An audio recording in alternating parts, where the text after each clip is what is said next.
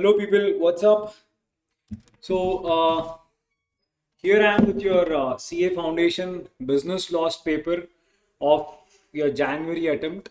First thing, a disclaimer: if you are someone who feels I do not want to spoil my piece, I feel what I wrote is right until the exams are completed, then this video is not for you. Stop it here, complete all your papers, and then come back.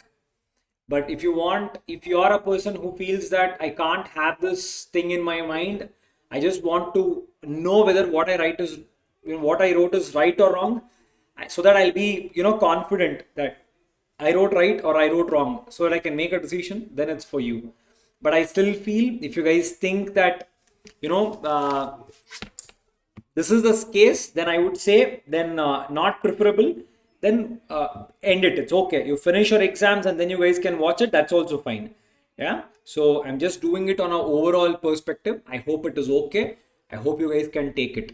Overall, if I have to say whether the paper was easy or tough, except for a few questions here and there, it was overall, it was an easy paper. It was a lengthy paper, 100%, but was it approachable? Yes, it was approachable. Without wasting much time, let us go for it, people. Okay, so what are the questions?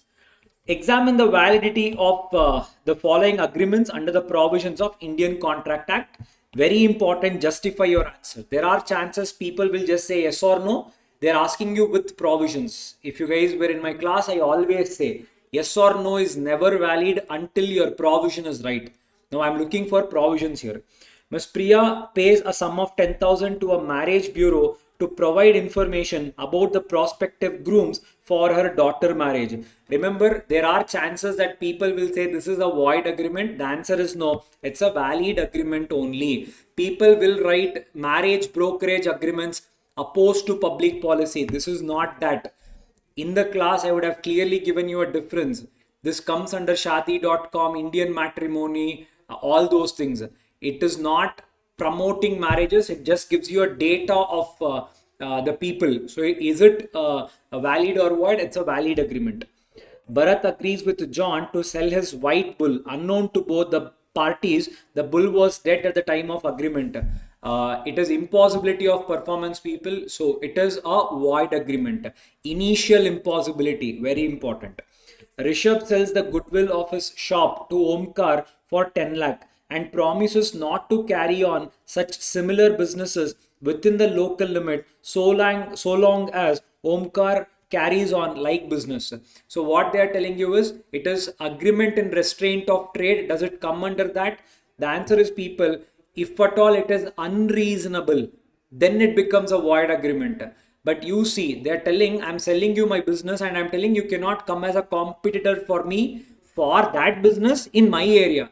What if I do in a different area? Then it's a valid agreement. So I'm not stopping you forever. I'm only stopping in my area. It's a valid agreement. So it's not an agreement in restraint of trade. It is a valid agreement because it is reasonable. I'm giving you with provisions. A property worth 2 lakh was agreed to be sold for just 25,000 by. Now see, there are chances people will just, this is for you guys. If you do not read the complete question, then it is going to be a bouncer here. For people who just wrote, a consideration need not be adequate. If the question was stopped here, then your answer is right. Who will see this? Now, is it a valid or void? It is a void agreement because essential elements not satisfied. Competency of parties. Unsound mind cannot enter into a contract. Is it a valid contract? No, it's a void agreement. See, it can be deceiving. Okay, next one, people. Harmony Foundation is a newly incorporated company focused on promoting education and healthcare services in rural areas. In rural areas, the company is registered as a Section 8 company with a clear plan to reinvest all profits into its activities, and a license has been recorded. Okay. The company earned a substantial profit and transferred some amount to Measures LMP Associates. See, they have earned profit and they have transferred some amount to LMP Associates, a partnership firm, and one of the members of the Harmony. Subsequently, on the complaint of one of the members, the central government, after giving an opportunity of being heard, directed the company to be wound up on the ground that a partnership firm cannot be a member of the Section 8 company and it cannot transfer any part of the profit to the firm. Explain in the light of the provisions of Companies Act whether the grounds taken for winding up is sufficient. One thing people always remember, they have directly given you one thing. What if at all there is the profits earned? Now, if the profits, if at all you have used to distribute it as dividends, now this is definitely a no, people. Now, when will we revoke license, people? If any conditions given under Section 8, if it is not met, the central government has a right to revoke the license. Next one, people, if the affairs of the business are conducted in a fraudulent manner, or if it is prejudicial, or if it is against public interest, in these cases the central government can revoke the license. Once the central government revokes the license, you can either merge it with a similar Section 8 company, or you can even wind up the company and you can transfer the excess of the funds for a similar business, or you can transfer it to a fund maintained under IBC. So this is the overall perspective. Now, can we do it, people? That's what they're saying. Now, there is always a prohibition on transfer of dividend, always. So it is against the Section 8 principles. So can I revoke the license? The answer is yes. Provided, yes, you need to give an opportunity of being heard. That is always very, very important. Clear? Okay. Next one, sir. Justice Private Limited has 9 directors on its board of directors. The company's articles of association currently state that it's a private limited.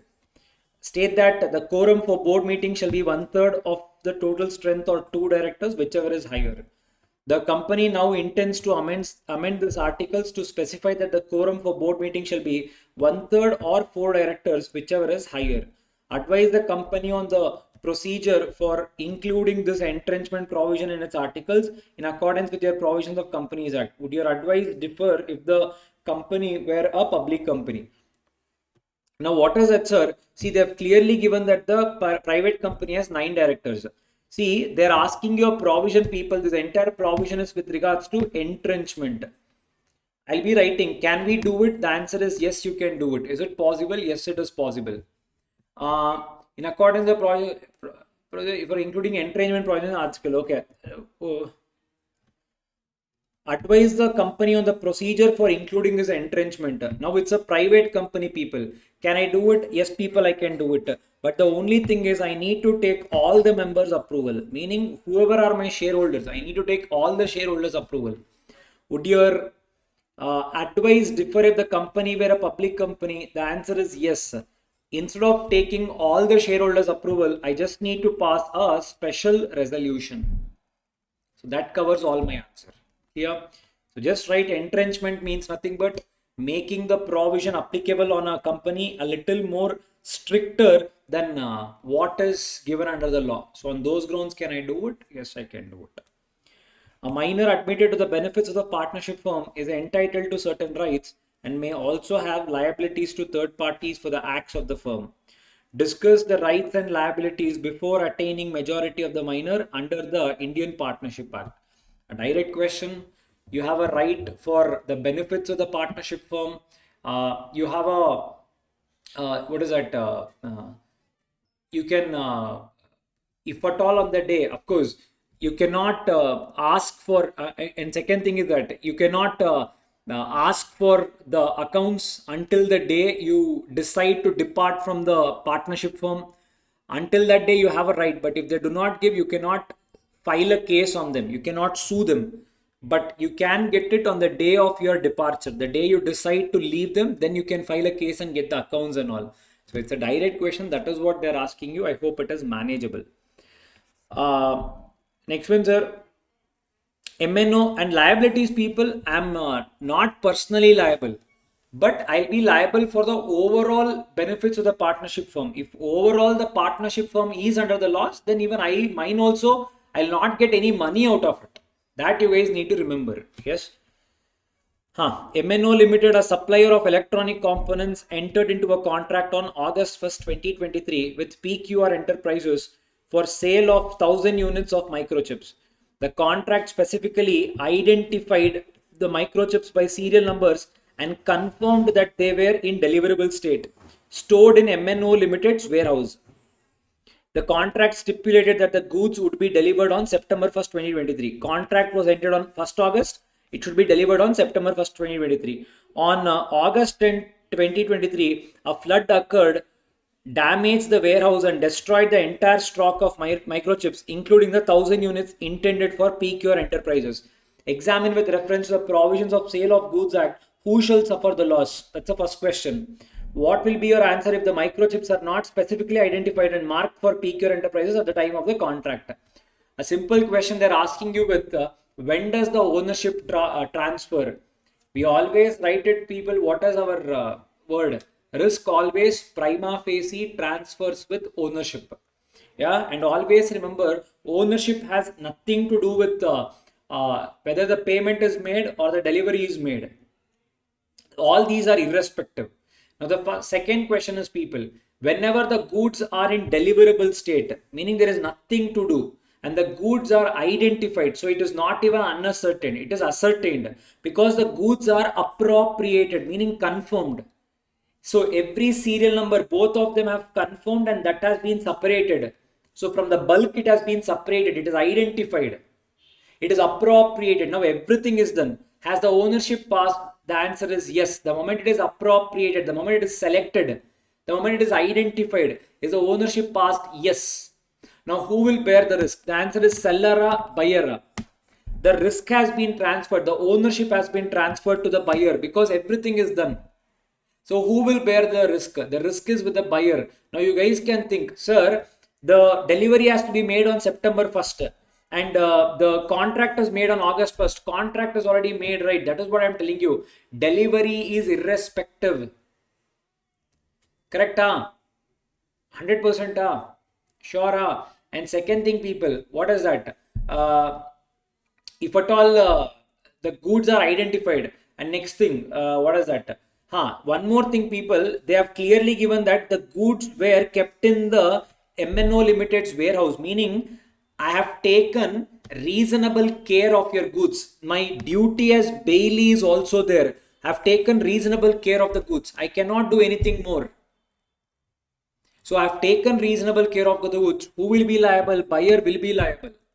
Now the question is, what if the goods were not identified? Then obviously, people, it becomes unappropriated goods. Then the seller will bear the risk. That's your answer. I hope it's clear. A purchases a motorcycle from B and uses it for some time. It turns out that the motorcycle sold by B to A was stolen and had to be returned to a rightful owner. A brings action against B for the return of the prize. Will he succeed? Examine this with reference to the provision of Sale of Goods Act. Yes, people, implied condition as to the title. So whenever I'm selling it, it should be mine. So if at all I do not have ownership, I have a right.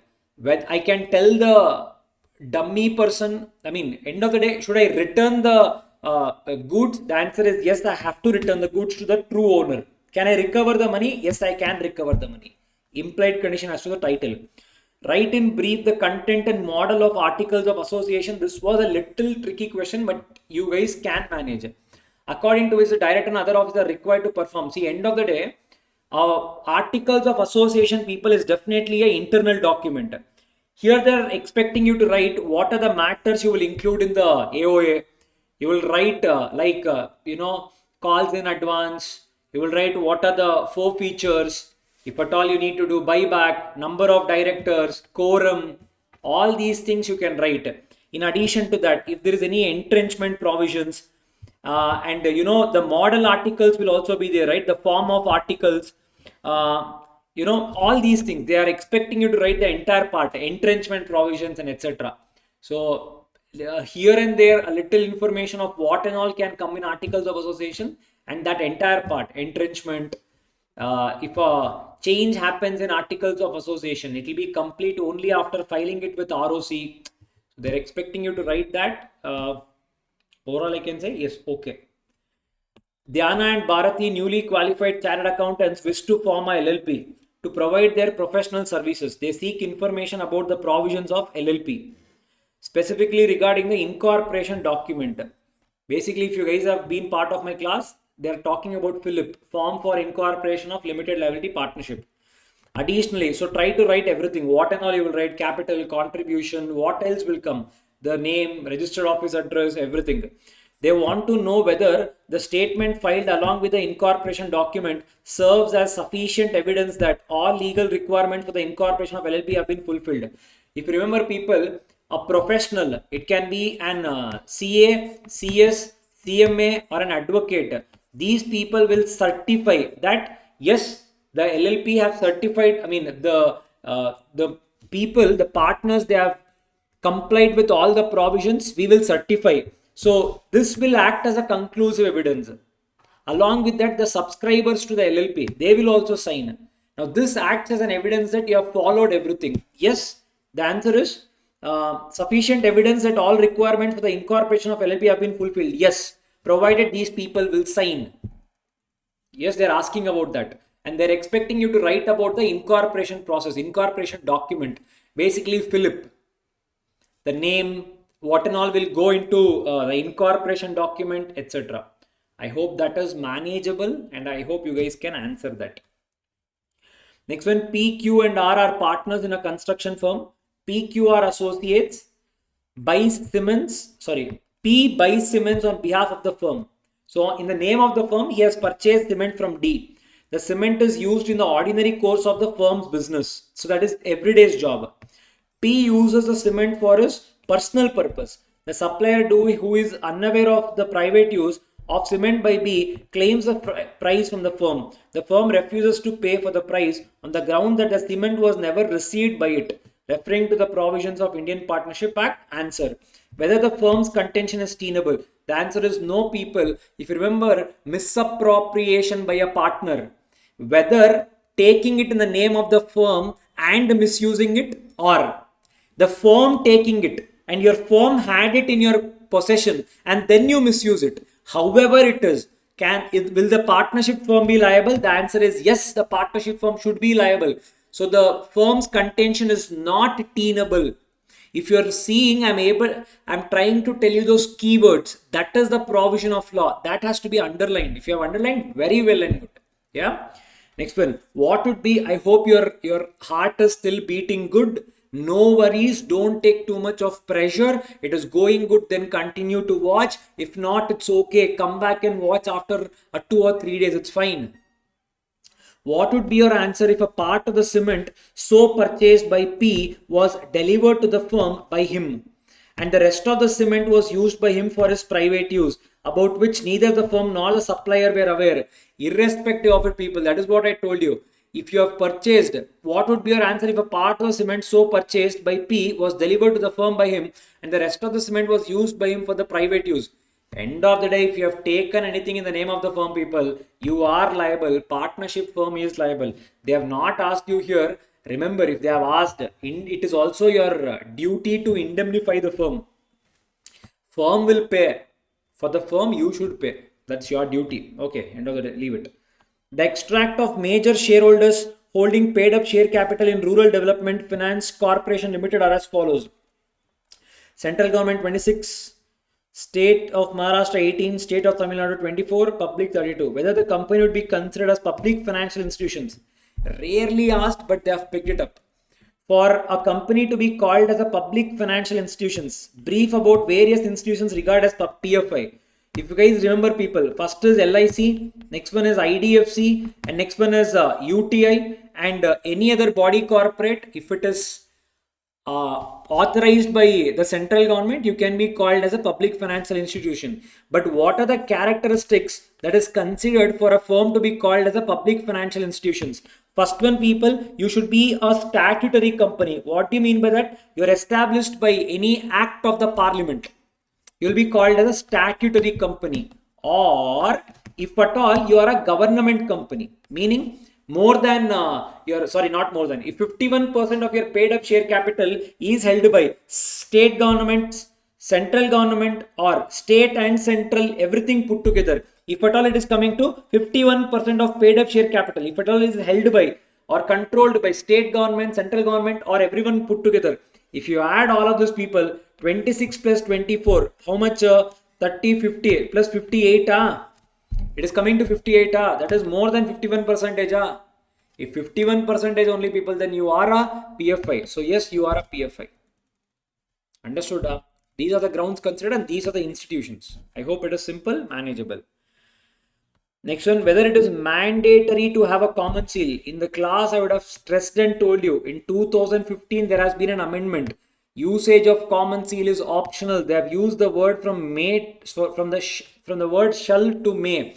Today, if you do not have a common seal, then 2 directors shall sign. If a company has a company secretary, then 1 CS and 1 director shall sign.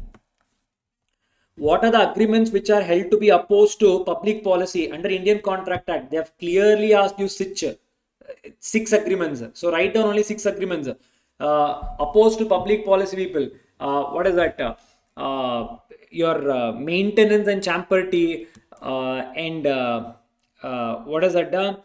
Maintenance and champerties and what is that? Stifling of prosecution, agreements in illustrate of proceedings. So you can write down all of these things. So is it manageable? I believe yes. There are many if you guys remember. If you remember the stifling of prosecution, basically compromising on your crime, you cannot do it. Trafficking of public offices and titles, yeah, your Padma Bhushan, Padma Vibhushan, government jobs and all cannot be sold and purchased. They're asking about that. So can you manage? I believe it is easily manageable. Correct? Correct, yes. That is one thing. A, B and C jointly promise to pay D a sum of 6,000. So they're asking you from joint promisers. Examine considering the provision of Indian Contract Act 1872. Can D compel any of the 3 parties A, B and C to pay him 6,000? The answer is yes, you can compel, provided on the date of maturity still the money is not paid by the promisers. Only then you can compel any one party to pay the money, not on a everyday. So if there is a default as on the date of maturity, if you have not yet paid, then you can compel any of the 3 parties. Yes, then you can. Next one, people, C is compelled to pay the whole of the amount to D. Can he recover anything from A and B? Yes, you can. When A and B are solvents, I will pay. I can recover it from both of you. Yes.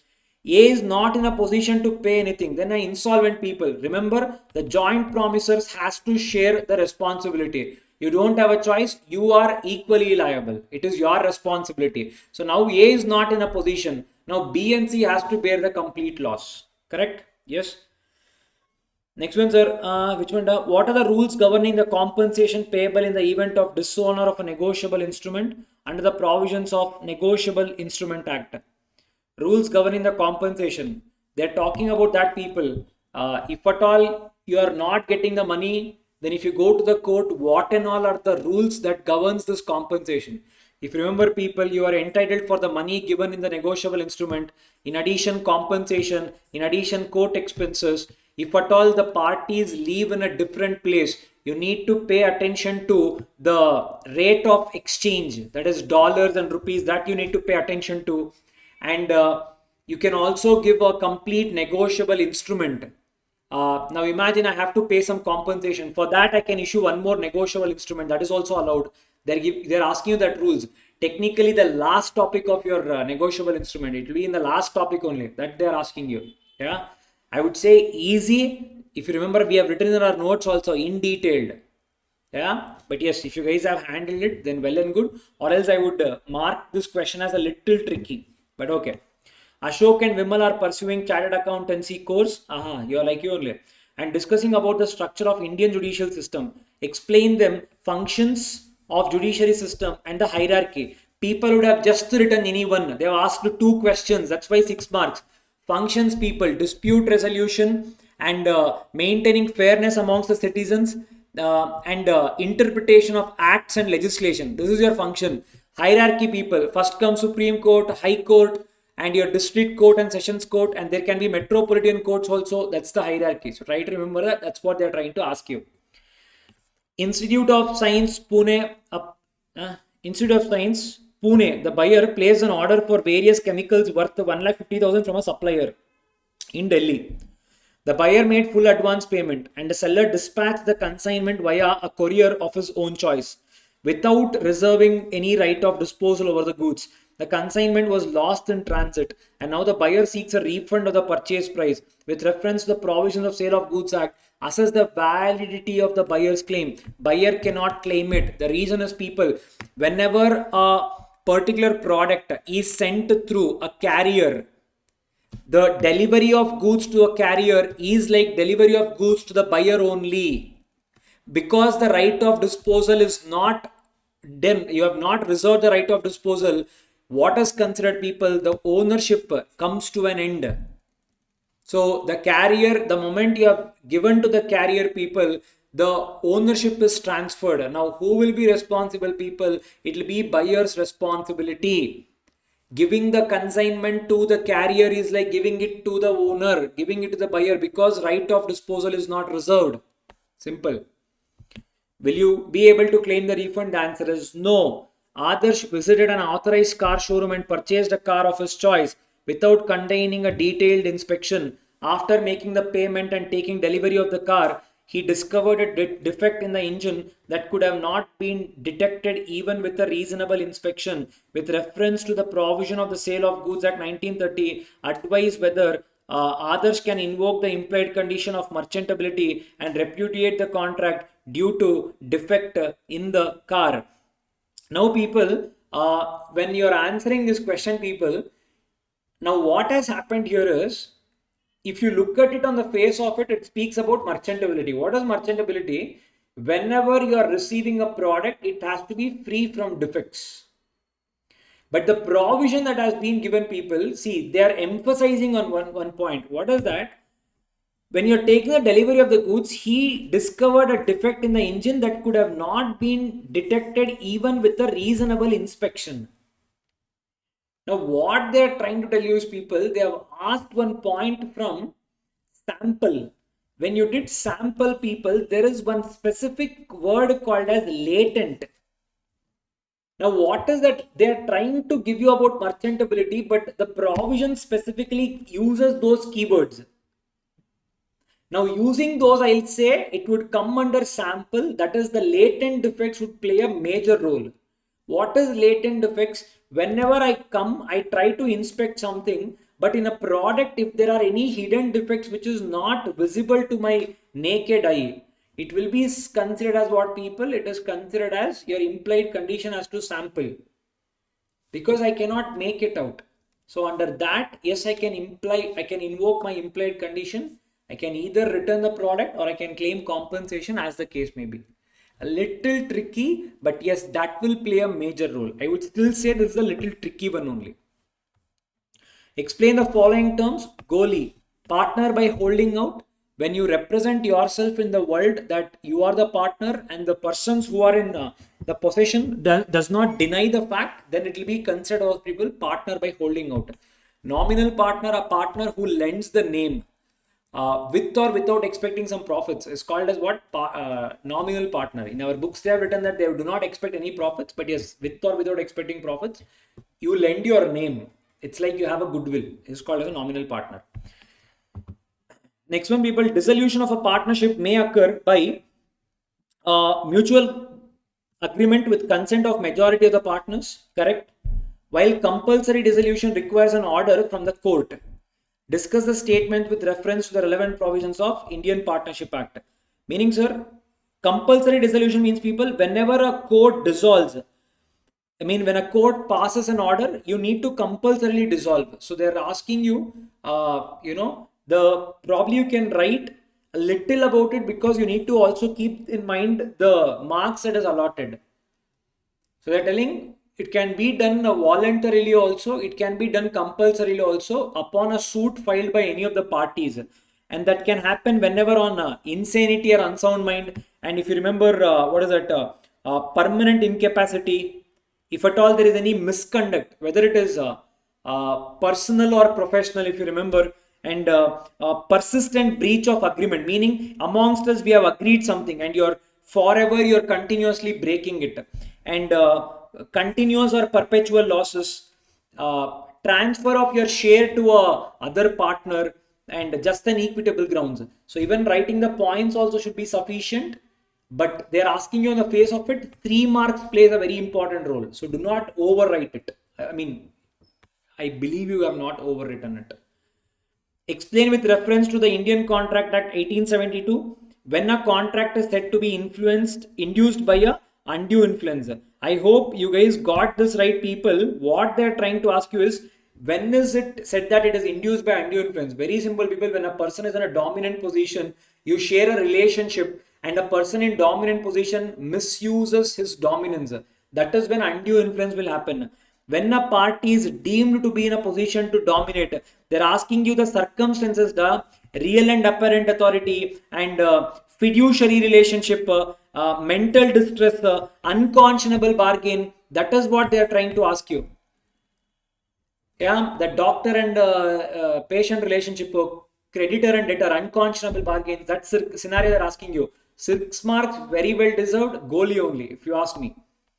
Next one, Anjali purchased various cosmetic products worth 15,000 during the last week from Sushil, a shopkeeper, on credit of 1 month. After a fortnight, she makes out a blank promissory note, signed it and delivered it to Sushil, who further endorsed it to Manish for the payment of his dues. Manish, who is a holder in due course, HDCA, filled up the due amount of 17,000 from Sushil and on maturity presented it to Anjali for payment, but she refused to pay because the amount filled up is more than agreed amount of 15,000. It is to be noted that the amount of 17,000 is covered by stamp duty. Referring to the provisions of Negotiable Instrument Act, decide whether Anjali is liable to honor the 4 marks, people, easy to handle. They're asking you about inchoate instrument. What is inchoate? An incomplete instrument which is not having the amounts written.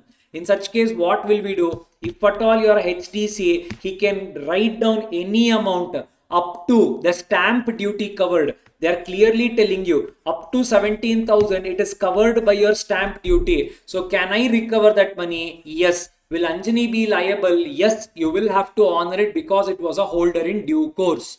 Simple. I would still say it was a pretty easy and a straight question. Okay. What is the next one, sir? Priya, a small business owner, receives a bill of exchange from her customer Sanjay, which is due for payment on October 15th. On October 12th, Priya presents the bill of exchange for payment at Sanjay's office during regular business hours, but Sanjay is not present. Priya leaves the bill with Sanjay's assistant, requesting to be presented to Sanjay for payment when he returns. However, Sanjay's assistant forgot to give the bill and Sanjay does not make the payment by the due date and the bill is dishonored. Based on the provisions of Negotiable Instrument Act, examine whether Priya's presentation of the bill of exchange to Sanjay's assistant is valid under the law. Now, people, when will the bill be valid to be made the payment, people? 3 things is to be satisfied. You need to present the bill for the payment at the right place, that is a place of business or the place of residence as the case may be. Second one, it is to be presented within the time. The third one, people, it is to be presented to the drawee or the acceptor. In this case, people, Sanjay is not present. Now, in the place of Sanjay, she gave it to someone, his assistant. Now, my question is, people, you can answer it in 2 ways. If Sanjay's assistant was authorized representative of Sanjay, then yes, what Priya did is valid. Priya only, no? Priya did is valid. But because no information is given, I would suggest you could have written it the second way. Assuming that the assistant is not an authorized representative of Sanjay, and because of that, Priya could not assume that. So, will Priya win this dispute? The answer is no. So, is what action done by Priya, is it valid? It is not valid. She has not given it to the acceptor or drawee or the authorized representative. He is some random person. So, it is invalid. What are the conditions to be satisfied for agent's authority in an emergency under the provisions of Indian Contract Act? You should not be in a position to communicate it to your principal.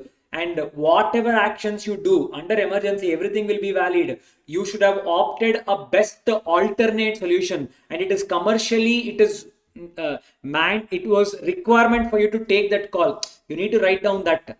Yes, under that circumstance, whatever you do, for everything, principal will be liable. Both a sub-agent and substituted agent are appointed by the agent. However, there are some points of distinction.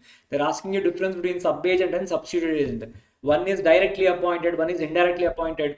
Sub-agent is not valid. Exceptions are there. Substituted agent is valid. There is no privity of contract in sub-agent. There is privity of contract in substituted agent. In sub-agent, for whatever the actions done by the sub-agent, agent is liable. If it is not properly appointed, principal will not be liable for it. But in substituted agent, for everything whatever is done by the substituted agent, the principal will be liable. There is a privity of contract basically. What are the rights of a buyer when seller commits a breach of contract under the provisions of Sale of Goods Act 1930? They're asking you that only, people. Damages for non-delivery. You can ask suit for specific performance, suit for interest. What is that? Breach of warranty, anticipatory breach. So all these things you can write. Correct? 7 marks you can just write about it. Yes, I believe overall, except some 2 to 3 questions, rest of it I believe was you could have handled it, and I really hope the exam went good for you. Please do comment if at all you guys where or you guys have written something that we discussed. I'll be the happiest person for you. I'm signing off for today. Thank you so much. Have a peaceful night. Irrespective of the questions went good or bad, remember there is always more than what we wrote. There is a person above. You do not give up your hope. Keep giving your best until the last exam. I just wish the best happens to you. Do not forget, sleep at peace. Do your exams with peace. Thank you so much, people. See you. Bye bye.